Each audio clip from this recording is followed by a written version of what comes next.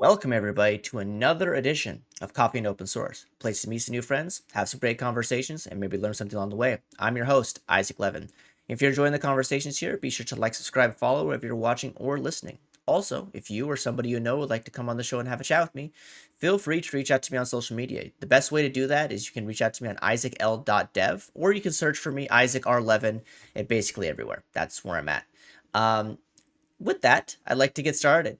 We're having a really good conversation about a couple of different things before we got started, and I'm looking forward to continuing the conversation. So my guest today is Maxim Fateev. Maxim, do you want to say hello and yourself? Hello, I'm Maxim. I'm CTO and co-founder of Temporal, and thanks a lot for having me. No, I'm looking forward to the conversation. And like the thing that I love starting our conversations with is like how we got started. Like, so do you remember when technology first introduced itself to you and it it kind of took your area of interest enough for you to kind of build a career from it?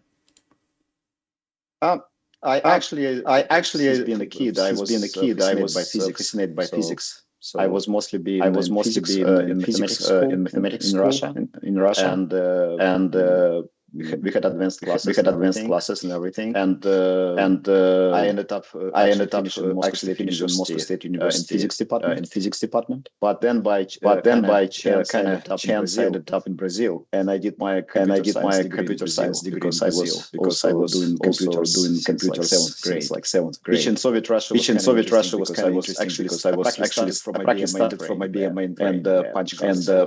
So I was writing code for IBM 360 while at high school. And so my computer science degree is practically from Brazil, and very weird, say Brazilian programmer with Russian accent. Sure. No, that. Do you speak Portuguese? I do speak Portuguese. It's pretty rusty. I haven't used it. Actually came to Brazil last fall, and I was able to present a few meetups. It wasn't awful. Cool. I imagine that it's also I'd imagine that it's one of those things too where, like, again, like with any language, like I imagine you don't get a lot of practice, right, of speaking. Like maybe there's Portuguese meetups or stuff around where you live, but from my experience, like I've been milling in Spanish for 20 years, like to the effect that like I can listen to Spanish and I can understand most of it, but having conversation, like, good luck, right? One of the things that I'm curious to know is, like, obviously you came from Russia, went to Brazil, and now we were talking before, you live in the United States. Like, what are some of the things that you recognize from going from different cultures and how technology kind of relates? Like, did you like the way that you thought about computing when you were in Russia versus in Brazil versus here? Is there any difference between those that you see? I don't think it's related to the country. It's just generations because I left Russia in 1995. Okay. Certainly, computing back then was very different. I left Brazil in like 1998. So and I learned about internet. I knew internet existed, but I saw internet when I actually at Brazil at the university. They were using that programming that. And then obviously when I came to the US, I had no clue about the dot-com bubble and the whole thing which was going on. But I was hired as obviously H1B to work on big project at AT&T, like that big old AT&T, which like I don't think exists anymore. Like, and the code base was based on Bell's Lab kind of core. So it was interesting code base for interactive voice response applications. Interesting. So do you remember, like, I mean, obviously you had an interest in technology at a young age.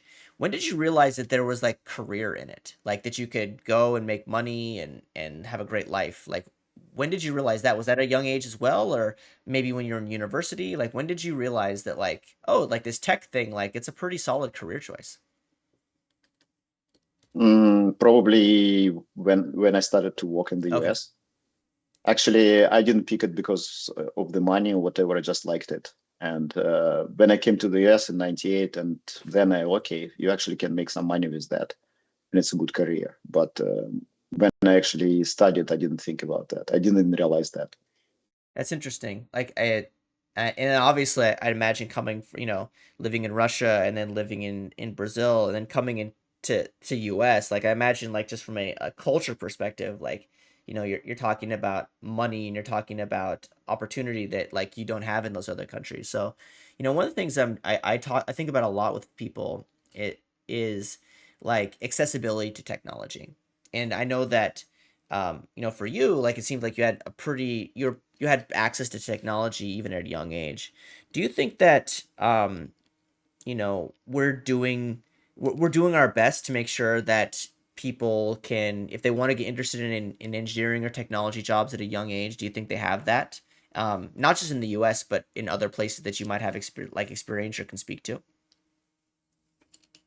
Oh, absolutely. I think obviously it's a lot of about self-motivation.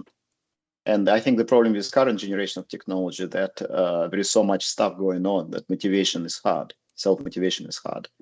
But I wrote my first program actually using pen and paper because I read about scientific calculator, programmable calculator in a magazine, and I learned the code. And I didn't have the calculators on paper Sure. when I was in sixth grade, so I was kind of motivated to do that myself. But now I wish at my kids, certainly the access to technology they have right now is insane, right? Yeah.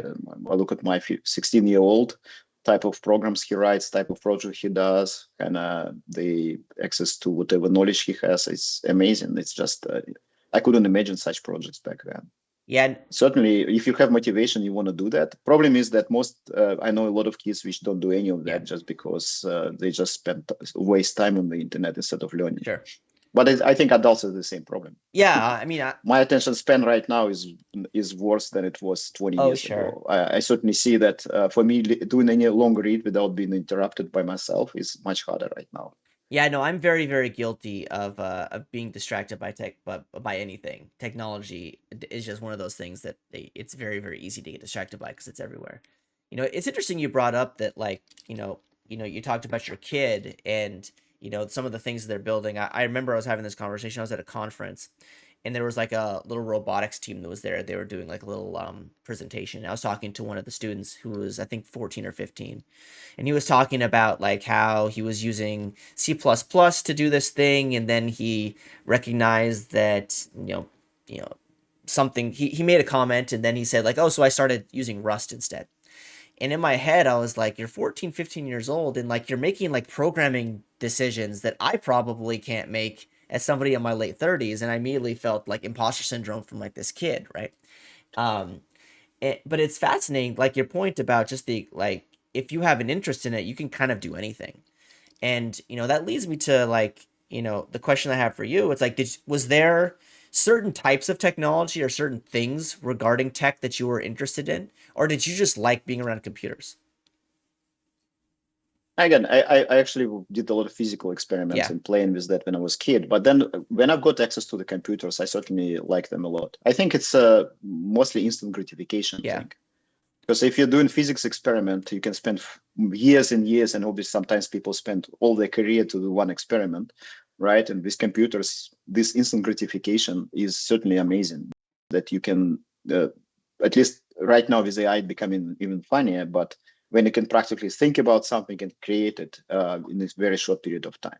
Obviously, there is big difference between prototyping and production warfare Sure. system, but still, it's certainly much easier than any hardware-related or physical experimentation. So yeah, I think instant gratification and just my brain, I found works very well for this type of abstractions. It's just very natural to me to Yeah, code. no, I feel the exact same way. Like so this is dating me, but like my introduction to technology, at least from like a developer standpoint, was like the web and web 2.0 and like MySpace, right? So like, using HTML, CSS, and JavaScript, you could like instant gratification. You make, you type in a couple of things into Notepad or whatever, and then you hit save, and then a website updates. And to me, that was like insanely empowering, right? To the fact that when I went to university and professors would talk about like, how they learned how to build computers with like punch cards and going to the lab and having to wait a day. In my brain, I wouldn't have the patience for that. I would have probably not been in computer science if I had to like wait a day to see my program built, right? Um, so like, and now we're at the point where we have all this tooling where it's like, now like we talked about AI, like you can use something like Cursor or Copilot or whatever, where it's like as you're typing, like the machine recognizes what you're going to type and then says, do you want to type this? And also, do you want to like add all this other code too? Like it's pretty crazy. And now there's this whole thing. I don't know if you follow like this. I was reading an article about vibe coding. Have you heard of vibe coding? Vibe coding. I'm not sure I Yeah, exactly understand the like term. vibe coding. It's basically like just letting Copilot or Cursor or one of these AI assistants like write all of it. You basically just like you just Mm. basically type one key and then hit tab, one key and then tab, one key then tab, and just let it just create whatever it wants. And What can yeah, go wrong? exactly, right. Knowing where all this code is actually coming from or where it's being sourced from, yeah, for sure. Um, so you're in university and you're finding areas that you're interested in. Like, what was the first job like when you got your first job? Was it everything that you expected? Like, oh, like I'm gonna go in here and do this, or was there kind of a misexpectation for like what your responsibilities were for your first job versus what you learned in university? Uh, First, nice thing about the Brazilian university that we had I had a job. We practically had a project which universities had agreement with a big company, telecom company in Mm-hmm. Brazil, and I don't think it exists anymore, but was AT&T of Brazil back then, and we had practically a few hours a week working there. They even paid us. But the nice thing was that instead of like internship like we do here, I practically had internship for almost 2 years constantly, which was actually nice, right? And it was big corporation, so it was a lot of learning there. It was huge C++ project, probably over 1 million Oh lines of wow. code. So it was pretty good learning experience. And then obviously when I came to the US, my first job was at the AT&T, and it was very old project, kind of with a lot of running applications. So it was very interesting to learn. But then I moved to to a startup, and then it certainly was a much different environment. I didn't have any like real Yeah. expectations, but I'm not the person who kind of fits in and just does what I'm told to For do. sure. I always kind of try to kind of have my own. I don't know. I just always kind of try to fix things and improve them. And we ended up building pretty cool platform back at that startup. So I still one thing, for example, I did, which is I don't think I've ever heard somebody doing that. It's kind of was crazy. I did a meta generator.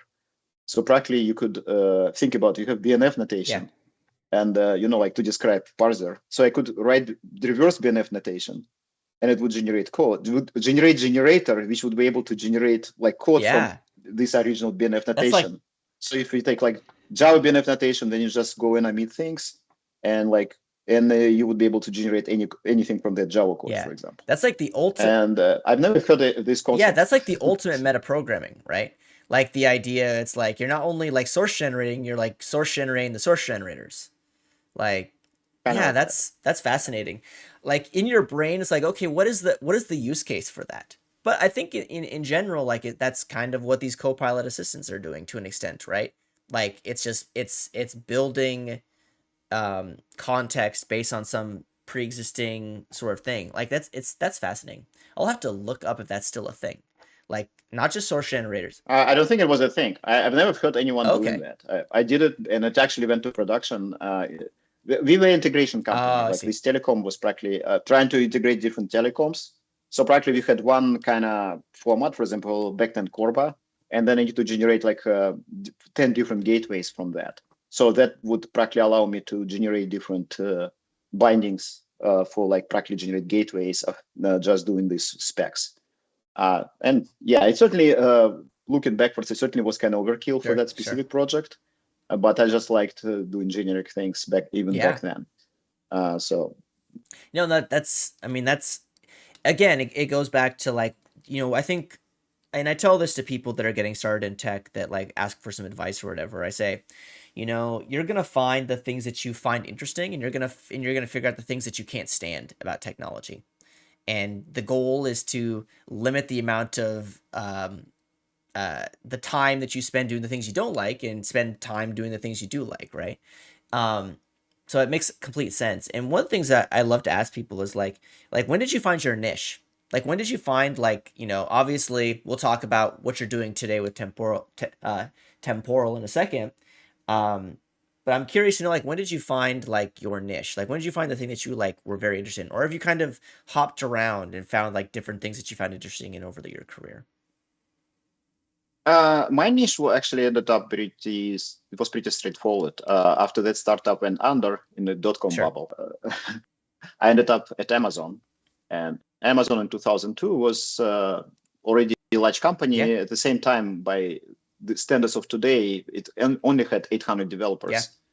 So it was a relatively small company. And I kind of ended up in this software platform team.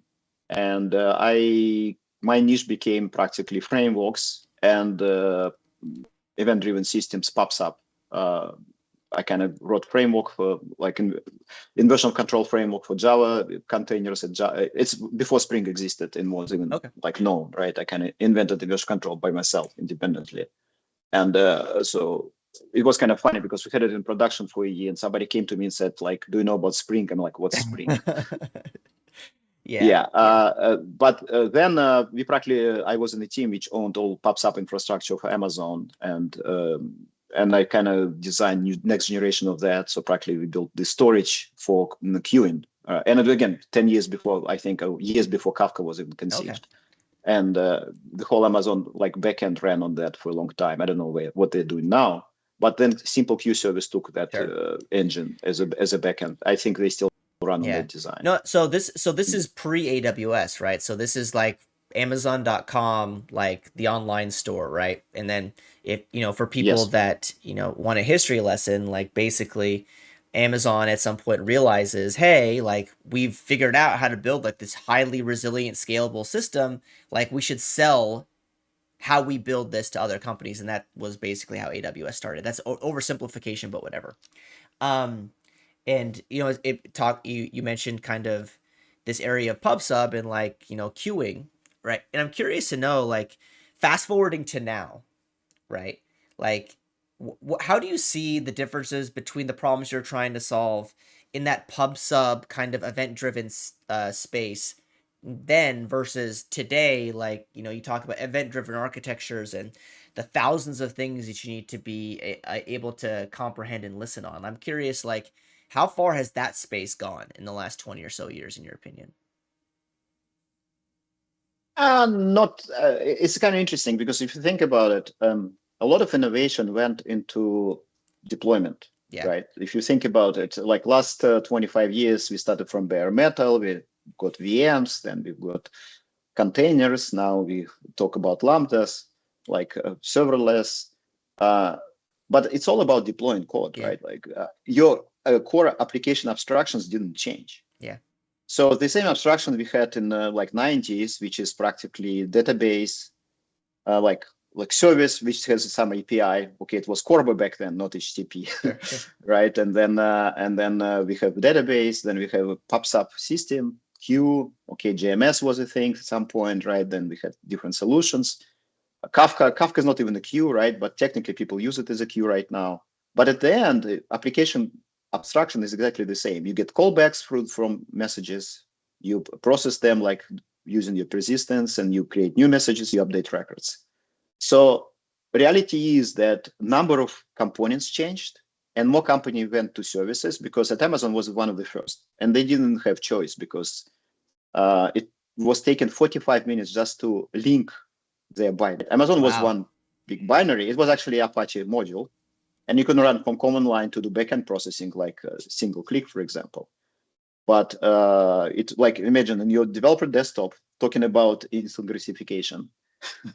You do a change, right? And you relink your application, and it takes 45 minutes. So they had to break that monstrosity into the pieces. So that's why they started to do services.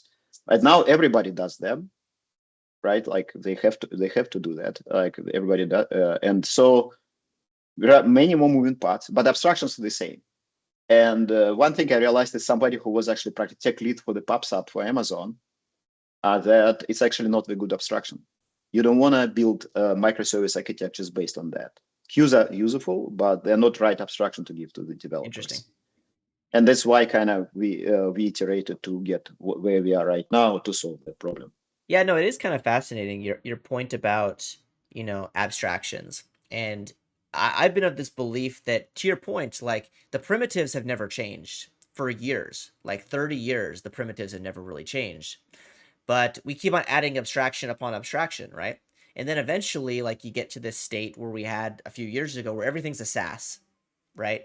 Like, literally, like, every single thing is like, okay, you want to have like these 5 different abstractions together. Okay, here's a SaaS for it. And then you just pay us a monthly fee or whatever, right? I'm curious to know, like, I wouldn't call those abstractions. I actually don't agree because think about it. SaaS is just an API, right? It's just the way to host, like, it's your service with somebody else's service, but it's still a service, right? If it's you really don't care if this service is running within your company or outside. Obviously, there are security implications, but from programmer point of view, there is no difference between an API, like the same thing. If you call like local API versus remote, like it's always remote, right? So I don't think it's a really big difference. We are talking about like real application. But obviously, when we talk SaaS, it's like, okay, this is website, and you as a user interact with that. Is a different SaaS than kind of backend SaaS, right? When you talk about something like Stripe, it's an API, right? So I don't think from programmer point of view there is a big difference. No, I agree with you. It's not an abstraction. Like I would say, there is no abstraction there. Like RPC is an abstraction, but it's been 35, 40 years, right? Yeah, no, and you're right. And what I was meaning by kind of abstraction and then using the SaaS anecdote is that, there's a lot of that, like, I guess the point of a developer is to find the solution that solves the problem the best. And like, it usually ends up being like, okay, so what level of abstraction are you comfortable with? And for some people, that's like the complete abstraction that we're talking about, where it's like, okay, I just hit an endpoint, right? I think one of the things too that's kind of interesting about this conversation, especially around abstraction, is like, what level of abstraction are you comfortable with as a developer, right? Like, I've always used kind of the mindset that, like, you kind of need to know like the level below the thing you're working on to an extent. Otherwise, like, it's a black box and things get confusing. Like, and I'm curious to know, for you, like, as somebody who has been like very, very low down the abstraction level in your career, and now you're building things that are a bit higher up, like, what is the level that you feel comfortable with? Like, do you need to be at 2 levels below? Do you feel comfortable just 1 level below, or at the level that the abstraction is? Like, where's your comfort level? I think I don't. Okay, the way I think a little bit differently about that, because reality is very few people understand what exactly happens in the kernel, right? When you write to a socket. Yes. And probably most of those people don't write application code. Yeah. But I don't know, probably the number of people who write application code understand to that level is very, very few.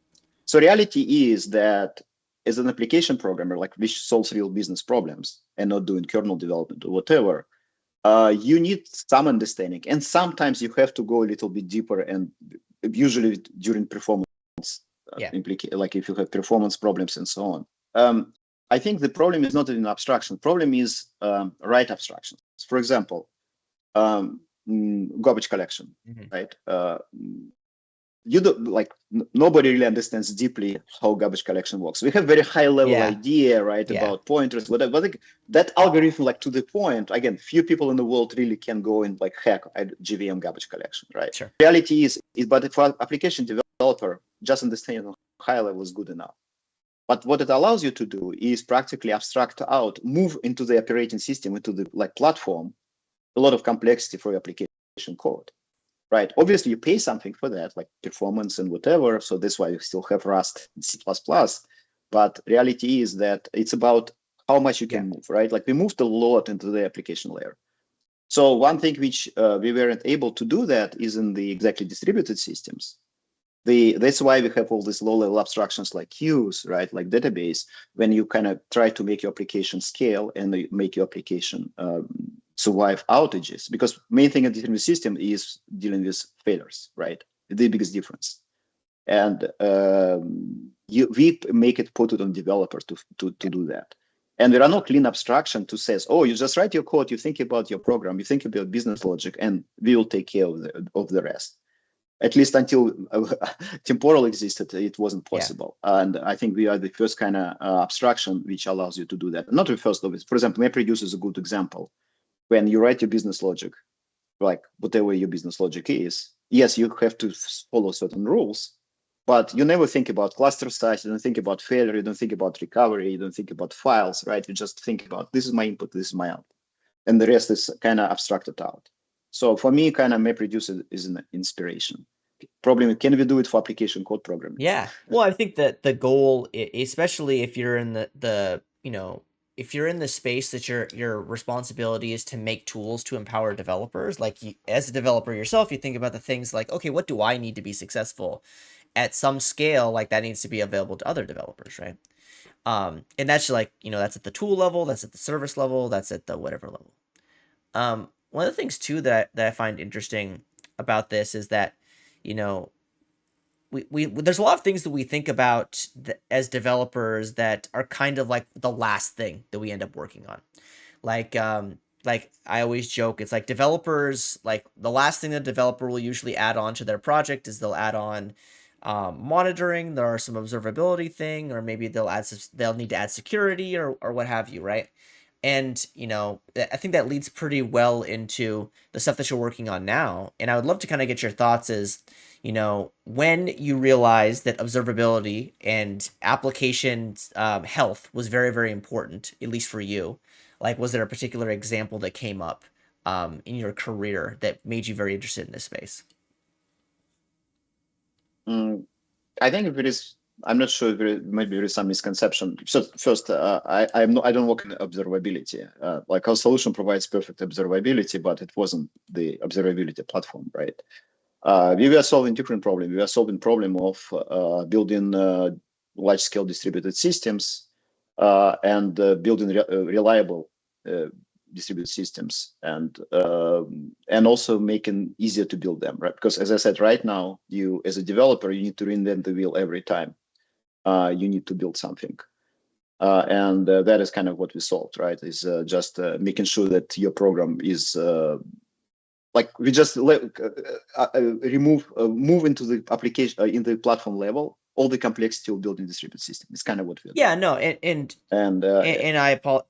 And it gives you good visibility, because you cannot build good distributed system for developers if they cannot observe it, right? Because then it's absolutely and the reason why I brought up observability specifically is that when I think of distributed systems, one of the tenets of them I think of is observability, right? It's like one of those things that if you look at any distributed system, like observability is one of the first party integrations or first party tenets of it. So that's why I brought it up.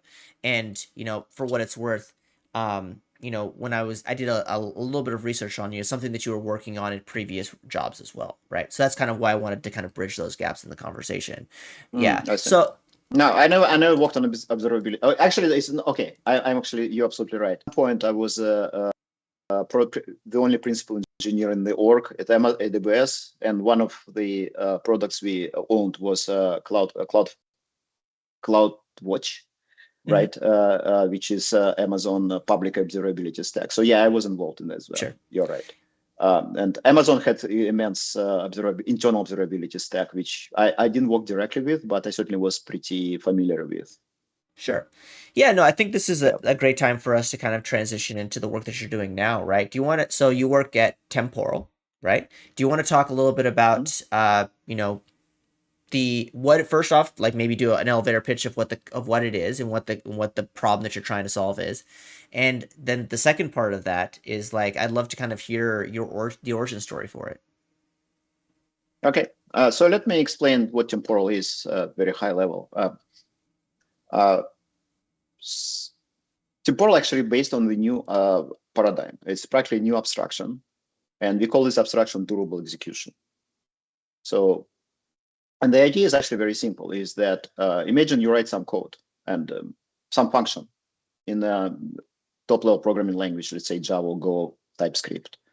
And imagine this function calls, let's say, three APIs, A, B, and C. And this function is blocked on B. And there is some state like variables and so on, right? Maybe control flow, but you're blocked on B. And then process which calls this function crashes. Imagine runtime which will go and resurrect that function in a different process in exactly the same state. It will have all the variables, all the stack, still blocked on B, still waiting there. And then when reply to B comes, it will continue the next line of code. So from the programmer point of view, crash didn't happen, right? Because it seamlessly moved to another machine, and you as a developer didn't notice that. So practically, durable execution is a crash-free execution. Sure. You cannot crash because infrastructure crashed, machine crashed, process crashed, like data center went out. It will be resurrected and will continue executing. The worst which can happen is that it will be paused for some time, right? If the whole infrastructure was down. And it kind of very simple abstraction, but it creates a lot of interesting implications because think about it. First, if your function cannot crash, it can be as long as it can run as long as you want. So you can have a function which runs for a year. Imagine that. Or for example, any API call can be as long as you want. So for example, you can go and say something like sleep 30 days inside of your code. It will block there for 30 days and you go to the next line of code after 30 days. So for example, if you want to do a drip marketing campaign, you can write it, send email, sleep 3 days, send email, sleep 1 week, right? If no response received, sleep 1 week, send next one, right? And it's like 10 lines of code. And imagine doing it any other way, right? You need cron job, you need a database, you need to scan the data set, you need to have state machine around that. So because why? Because it's pure business logic. And the same thing, any API, for example, if you do asynchronous communication to something, which can take long time, you can abstract it out as an RPC inside of your code. You can just call a function foo. It sends a message, some infrastructure can send message somewhere, wait for reply, and then unblock that function. And because again, you are guaranteed to be there when reply comes, maybe in a different machine, maybe even in a different region. But the point is that you still be there. So your programming model completely changed. And then also because we need to resurrect that function in case of all failures, it should be persisted. So it means that all variables, the whole state is durable in the database. That's why it's durable execution, right? So think about it. It's like you don't need to talk to the database to persist your state. You can just store it in your variables, right? Any API call can take as long as you want.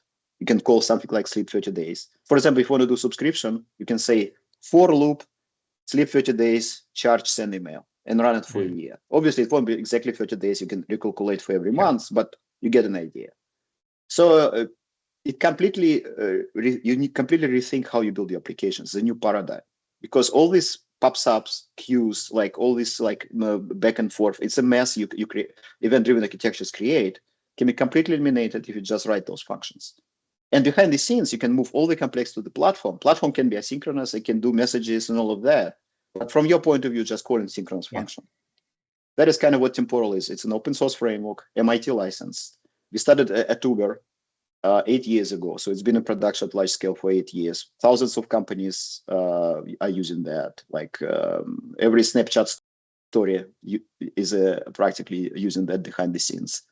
Like companies like Netflix, Datadog, Airbnb are using that extensively, and there are like thousands other companies.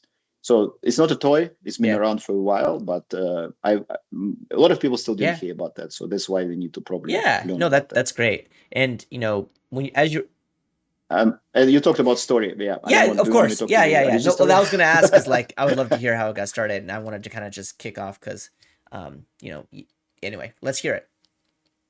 Yeah, so as I said, I was practically tech lead for the PubSub of Amazon, and we realized that PubSub is not right abstraction to give to developers directly.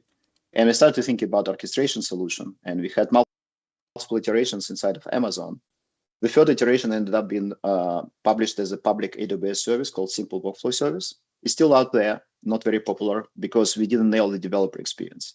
I think we got like core abstractions right, and we had multiple iterations of the framework, but it was simple as the best. And then co-founder of Temporal, Summer, who's CEO of Temporal now, he was with me at Simple Workflow. He went to Microsoft and he built durable task framework there. And then later Azure Functions took it, and now we have Azure Durable Functions based on that idea. And then we came to Uber. At Uber, we actually initially built a PubSub system, and then we ended up switching to this other project, which we called Cadence. And later, Cadence became popular. Over 100 teams were using that after 3 years, and a lot of external adoption, starting from HashiCorp, I think, in other companies. And then we started the company in 2019, and we forked the Cadence project called the Temporal, and it's still MIT licensed open source. And we also have monetization for the cloud, like our cloud offering. We can talk more about that. And yeah, it's been a wild ride Yeah. since then No, I for yeah, five no, I years. think, I want to continue this conversation about, you know, going from open source to an actual business and all of that in a second. But I just want to like when you were talking about durability and things like that, it reminded me of an experience that I had when I was working as a developer at a company. I was working in an insurance company, and I remember having a conversation with a data engineer whose job it was to basically just move data around. We were talking about moving data around earlier, right? And um, I just happened to ask one day, like, so what happens if like your data move or whatever you want to call it, your ETL jobs? What happens if they fail? And he proceeded to go on this huge rant about like the work that it takes to like unwrap all the transactions, all these things, right? And he said it can take days, like to figure out like what went wrong, what data got persisted, what data didn't get persisted, and all of that. Um, and it just made me thinking that you made the comment about just being a few lines of code, right, to kind of make sure that you had this experience that he's talking about taking days to kind of unwind. um I'd love to kind of get your thoughts, or I'd love to, is there a story behind this, right? Like, did you have a specific moment? I know that you kind of worked on it when you were at Uber, but like, was there a particular time where you realized like, oh, like this is the thing, like dirt, like if we don't have this, like it's going to be impossible. Like, I mean, and that you mentioned a little bit as part of the origin story, but like for you specifically, do you remember a situation maybe before this was around that you would have taken huge advantage of it? Oh, it's not really impossible. It's because I built multiple iterations of the Yeah. SDKs. And obviously I started from the more or less standard approach, like everybody does. It's like, oh, I will have kind of some sort of DAG or abstract syntax tree, right? And I will kind of compose those things, and like I will define my workflows using that. And I did that, and it actually worked. But I found that it's ugly. I found that it's not the developer experience I want, right? As a developer, I want to just write like call function A, call Yeah. function B, have normal control flow, have like my language. When I'm forced and practically say, oh, this is a switch node, right? This is like sequence node. This is like if node. And the whole thing is just a mess. It's like so verbose. And at some point it clicked because I was doing some other work on asynchronous programming, and I'm like, oh, can I just write it as a asynchronous program? A simple workflow is an asynchronous program. Later at Uber, I figured out how to do it synchronously because Go, I had to do it for Go. Go is just not the language which kind of no, it's not like friendly, but people don't do asynchronous stuff in Go usually, right? They just use synchronous code and channels. And now you can write normal synchronous code to do that, the same thing. But that was about developer experience and trying to kind of say, okay. And then we kind of realized that, oh, if you do it that way, you can abstract out all the complexity of distributed system and crashes from developers. And then we clearly saw the adoption. Within AWS, simple workflow was still widely used, and at some point was one of the most widely used internally by other AWS services. I think only S3 was used more at some point.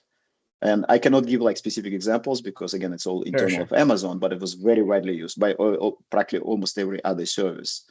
And then at Uber, we saw happened at Microsoft when this framework, which practically was just open source framework that someone released, got a lot of grassroots adoption from developers. And then at Uber, the same thing. We grew to 100 projects using that within 3 years, absolutely bottoms up, right? Nobody kind of mandated that. And just because developers like the Yeah. experience. And right now, practically every time I come to like talk to any CTO, CIO, I'm like, I don't need to convince you this is good. Just give it to your Yeah. developers, let them do a POC. And almost in all cases, practically they're like, okay, we love it, the technology, because developer experience is so much simpler because it allows you to abstract out so much complexity. Yeah, no, it's fascinating. Like I've had this conversation enough times in my career where it's, you know, let the developers be the folks to tell you if it's going to be good or not. right? Especially from a technology decision. And you work in this space a long time. Like you have conversations with executives, right? And I'd love to get your thoughts. Like, is it safe to say that like there is some level that's like okay, like we can entrust the developers to make the decision versus we can't let the developers make the decision?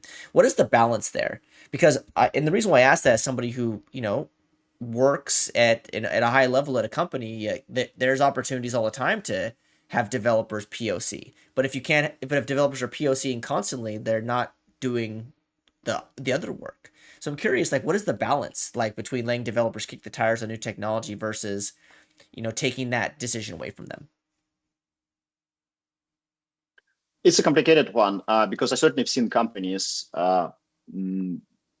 which went too much with that, right? Like every team, practically they end up with like 50 stacks, right? Like, this team wants Erlang, right? This team wants Ruby, this team wants Java, this team wants whatever, this team like downloaded these 5 open source packages, and it certainly becomes a mess, right? I worked for platform teams. So certainly the way platform teams at Amazon operated, we practically operated as kind of like AWS for you in the sense that we couldn't mandate anything. Sure. We could build solutions and then we could convince internal teams to use that. And what happened is that because, as you said, like you need all the batteries included. So if your team says, I'm going to use this new project, you practically go to the manager and say, okay, you guys cannot go to production unless you have monitoring and you have integrations and unless you have like these 50 things you need to really go to production at Amazon. And if you just take something new, right, you probably won't have that. And usually it means that platform teams would need to adopt the technology. Sometimes they do bring new technology, but there is an effort there. So I do think that most companies should have platform teams. And then platform teams should be responsible to bring the right technology and do these POCs and work with application teams. But certainly you should be careful not to like give rein to developers to practically put in production like stuff they just found yesterday on the internet. Which I've seen happen in quite a few companies. And that's the reason why I ask, right? Is because I mean, as a developer who is curious, right? I would want to be on the team that gets to play with the fun stuff. Like I had a comment, somebody gave me a comment years ago where it's like, it seems like all you do, Isaac, is play around with fun stuff. Like, is anything you do boring? And I said, quite frankly, like I try to avoid the boring things because I know that I'm not going to enjoy it as much. I'm not going to bring the best of my abilities, right? And you know, your comment about you'll get into this tool sprawl if you just give developers free choice. But I do think that there is this level where I think a lot of companies are afraid of that. So instead, they just put these mandates down. But I like your approach where it's like, okay, we build something and then maybe other teams will take advantage of that or not. And, one of the things that I struggle with a lot is you look at the open source market and you see there's almost a solution for every problem, but there's multiple solutions for the same problem because people are opinionated and they have different ideas. So I'm curious as a developer, what are some of the things that you look for when you're looking to decide if a solution or a project is going to be the right pick? Because I see this a lot where there's too much stuff. It's like, so what are some of the things that we can look at for like to ensure that we're making the right choice? Oh, it's probably a theme for a book, exactly, right? exactly. I think there are a lot of things. One is there are different. Again, there are different. I think it's about risk factors and how important it is, and also like I like this one-way door, two-way door, like approach. So if it's low risk, whatever, right? But if, for example, if you're choosing like I don't know, communication stack for your company, right? And it would take years and years to switch. Yes, you need to put more effort into that. I think it's mostly about risk level. And but when I pick the technology, especially if the technology which I know I will be around, and also one thing I've learned in software, everything takes longer. Sure. Everything takes much longer, and especially deprecating things takes almost forever, right? It's almost you never deprecate them. Yes. So it means that if you're picking something, you need to make sure that this thing is around for a long time. This is the right technology, and this is not something you're going to rip off like in a few years. And it's hard. It's very hard to pick the right choices here. And certainly I see companies which try to minimize dependencies. At the same time, they create a lot of complexity internally. So it's I have this conversation all the time about our product, right? Yeah. We're still relatively new comparing to like some very old solutions. And at the same time, it's also, you need to bring enough value, right? Like if you do like, oh, we improve your productivity 10%, nobody will even think about you, right? Because our customers tell us that we improve their productivity 5, 10x, right? In a lot of cases. Sure. And developers are happier doing that, right? And they are openly happy about that. We certainly enough, and we bring enough value for people to say, okay, we can bet on this technology, for example. But yes, I've seen quite a few cases when people bet on wrong technology and paid big price for that. Yeah, I mean, it's even something like small. Like I've done this 1,000 times where I'll be looking up for something and I'll look at like I'll come across an npm package and I'll say, okay, let me just get this npm package and play around with it, and then after about a day of trying to see if this npm package is going to work for me, I realize it's not. So then I got to rinse repeat like multiple times, right? And that's just one developer spending a day, right? And then obviously the larger the project, the larger the implementation, the larger the POC, like it becomes problematic. And I like to transition that into, on the flip side, where you have an open source project, you have a business around that open source project. Like when you're having conversations with executives or with developer teams, like what are some of the things that you do to convince people? Like obviously don't give away your secret selling sauce, but like I think, that's one of the things I've always been fascinated about is like how you can successfully transition from an open source company to a company that makes money, that solves business problems, and is kind of out of that niche of open source. I think we are super lucky, and let's say this way, hard to monetize a library. Open source library is practically impossible. If you look at the large companies which monetize open source, none of them is a library. Spring probably is the closest one, but I wouldn't say Spring was huge business, right? Like when it was sold. But besides, it's practically almost 100% adoption in the enterprise, right? But if you look big open source companies, they practically have persistence component. And for a good reason, because running stateful services is extremely hard, right? So at scale and reliably. And that's why we are monetizable. And the way we work is that it's not like we transition from open source company to we actually super actively maintaining our open source project. Also, it's fully featured. We don't have features in the cloud, which we don't have in the open source. We even have practically our promise to the community that if you wrote code against open source server, you can switch practically connection string to the cloud and it will work without code changes. We actually even implemented live migration. We just showed it in our last conference. We had a conference a couple of weeks ago in London, and like our temporal conference, we call it Replay. And we demonstrated practically when you can have open source cluster and running practically code against that. And then we do live migration of all your state to the cloud without downtime. And your application continues running without any code changes, just practically switching connection string. And we are also going to implement migration back. So you would be able to migrate from the cloud to the open source clusters without downtime. So for us, it's not like we are open source. We are open source company, but obviously we need to monetize to be able to drive the open source project forward. But for us, it's pretty easy because we just we don't the way we need to explain kind of architecture. The way Temporal works is that we have SDKs, libraries in your languages. For example, if you're doing Java, you will have Java library. If you're doing TypeScript, you have like npm packages and so on. And the way it works is that you just link it into your application. You just write against our SDK, but it's part of your application. The same way like Kafka consumer and producer is part of your application, right? Kafka cluster doesn't own your application.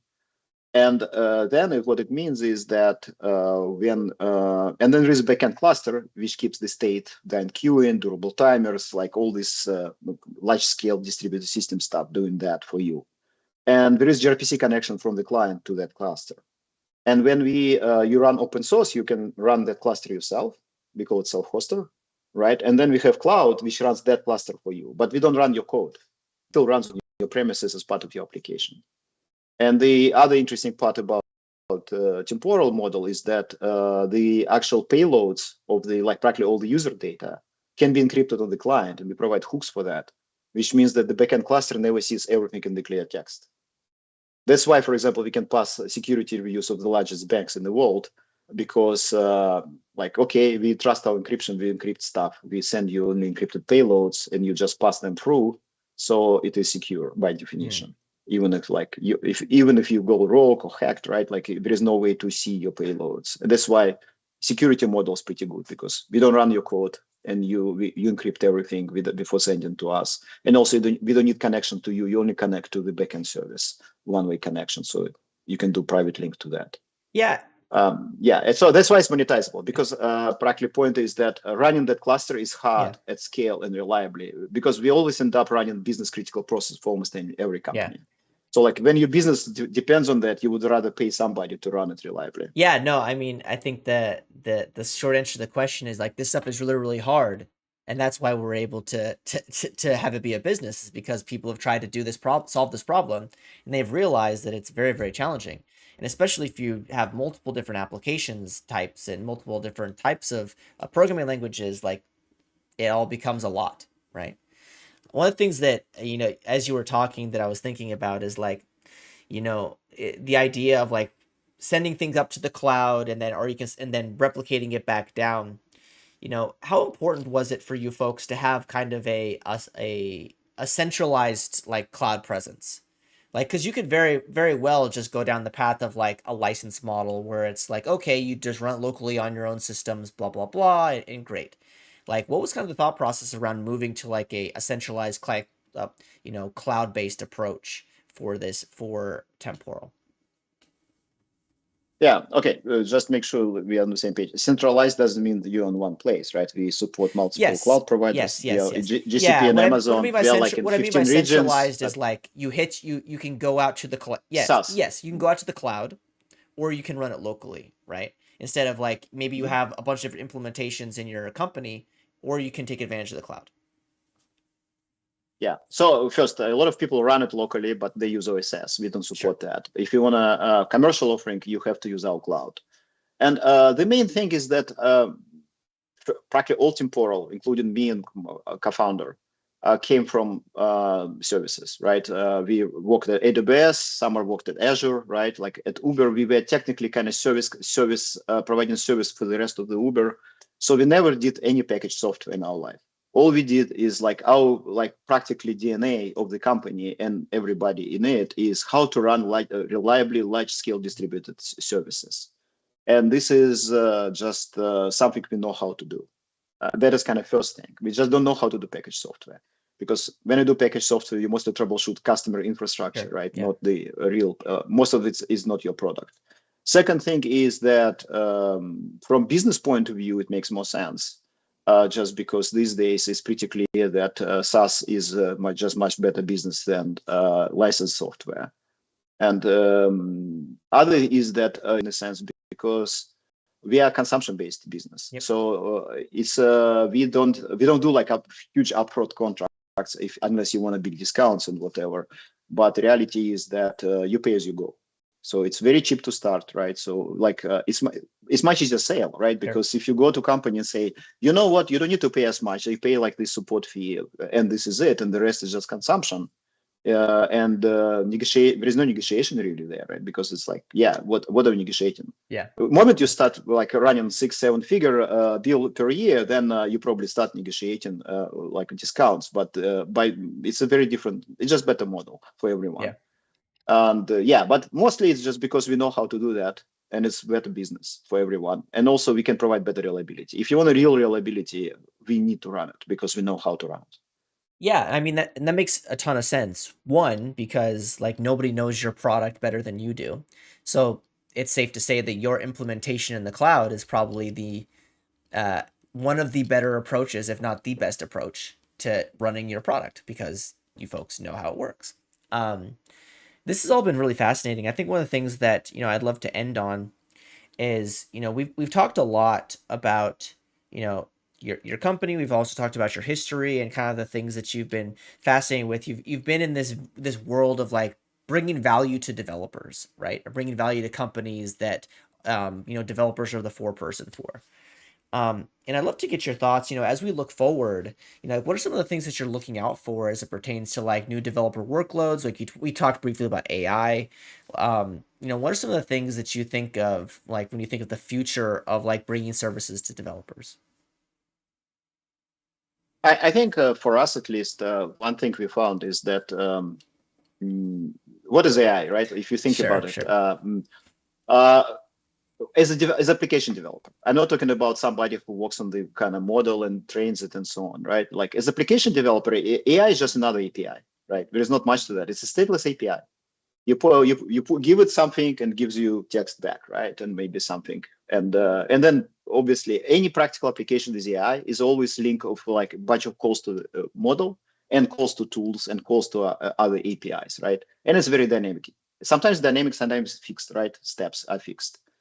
And if you look about that, it's technically all of that is technically workflow, right? Like almost all real AI applications are workflows. Besides, maybe there are some which are just charts which you can return error anytime. But as soon as you go agentic AI, as soon as you go like something which is involves real operation, real world, these are workflows. And Temporal is the best way to implement those. And this is what a lot of our customers are doing. They're just practically saying, there is no reason to use any framework, or they can integrate with other frameworks. They just write code, like practically this direct code, but we make this code durable. And it allows you to practically focus on your business logic, which is in this case, AI use case, and get all the durability, availability, scalability out of the box just by using Temporal. So we see a lot of kind of agentic workloads Yeah. right now. And this is, I think, the area where they're most excited.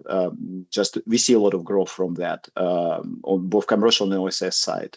And if you are building an agentic framework and then using Temporal to make your agentic framework reliable and scalable, you certainly will be probably at some point have huge competitive disadvantage over frameworks which are using us. So it's not like you have to use Temporal directly. You absolutely can build framework on top Sure. of that, and this is very common. Yeah, no, I am the first one to say that the agentic space is, I mean, not to knock like the first iteration of AI with chats and things like that, but like the ability for agents to do multiple things and do all of them in a really resilient way is interesting to me because it's about building systems instead of just, hey, give me a taco recipe or whatever, right? This has been great, Maxim. I really, it's been great to get to know you and learn about a little about how you got started and how your thought process works around this space around distributed computing, because I think, you know, good, bad, or indifferent, we're in this world where everything needs to be scalable and available and resilient and all these things. So, kudos to you and the folks at Temporal for, putting together, not just a great tool, but also encouraging the use of open source by building this thing out in the open. And I'd love to kind of, as we wrap up, do you have any things that you like to think about? Like if you think about your entire career in a nutshell, right? You've obviously been in this space of like bringing value to developers. So what is what do you think about, like, if you reflect, like, what are some of the things that you think about? Uh, I don't know. I think actually when we started the company, one of our former managers at Amazon looked at us and says, "Guys, you're the most stubborn Sure, people I sure. know. Like this idea has failed." One interesting thing is that if you think about it, that the idea of durable execution was around for over 10 years, right? Because we started like well over 10 years, because we started at Amazon and it was public AWS service. And it took us back 5 years later to create open source project and then run this project and then become a company. And now we are with our current watching that like there are new companies using the same Yeah. idea, which started recently last year. But I think one interesting idea is that idea by itself doesn't cost anything, right? Like because it was out in the public. You need execution. You need people who believe in the goal, right? So if you think you have something which others don't have, and you believe, like obviously it should be the right thing, then execution, and like a lot of kind of grinding, right? Like just every new doing non-scalable things, as they say, right? Like doing these things all the time. So I think for me, just focusing right things and being there all the time. And for me, all our adoption, especially initially in all these companies, was just a lot of non-scalable things. Sure. I still do support in our Slack channel, for example, because I want to be still see how people use our product and still be close to that, right? And we are actually, I don't think many open source companies actually have such a good support for open source community. I mean, yeah, You will. I find it hard pressed to if you can get support from one of the founders in Slack, like that's that's pretty impressive. Like, I that's I think that goes to show that like how much you care about the platform, but also care about solving this problem for developers, because you know it's not a trivial challenge. Like, it's very, very hard, and if there's any tool that I can use as a developer to make my life a bit better, I'm going to take advantage of it. Yep. This has been great, and I think for folks that are curious to learn more about what the team at Temporal and Maxim are doing, like you can follow him on social media. The Twitter or X is one place, so it's at MFATEEV. That's one place. There'll also be links to different places you can find him, as well as links to some of the stuff that Temporal is doing. This has been a great conversation. I really appreciate your time. Before we sign off, do you have any parting words? No, okay. Just look at Temporal, Sure, please. of course, Play with of it course. and get it. And I think, yeah. And if you have questions, find me. I'm always there. And if you want to talk to me, just go to our Slack, temporal.io/Slack. Join our community. There are 15,000 people there. So, but you can DM me anytime. Excellent. Well, like I said, there'll be some links to some of the places you can find folks in the show notes. So definitely take a look at that.